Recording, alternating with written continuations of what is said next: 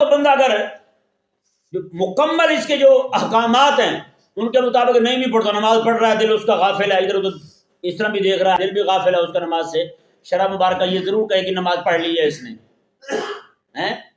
کوئی بھی مفتی دنیا کے اندر یہ حکم نہیں لگائے گا اس کی نماز ہوئی نہیں ہے.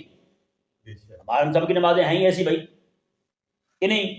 نماز میں سارے بھولے ہوئے حساب یاد آتے ہیں ہمیں، نماز میں سارا کچھ یاد آتا ہے ہمیں.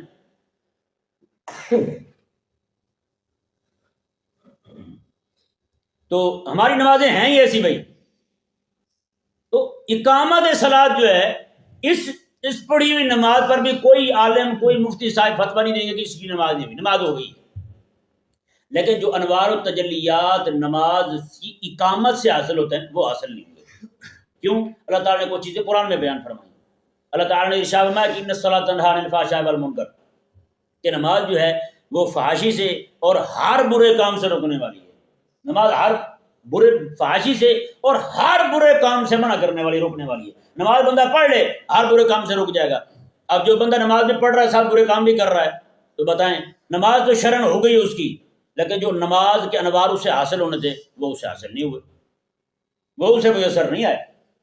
وہ حاصل ہونے اقامت صلاۃ کے ساتھ. اقامت صلاۃ ہوگی تو ان الصلاۃ تنہی عن الفحشاء والمنکر کا لطف اسے آئے گا.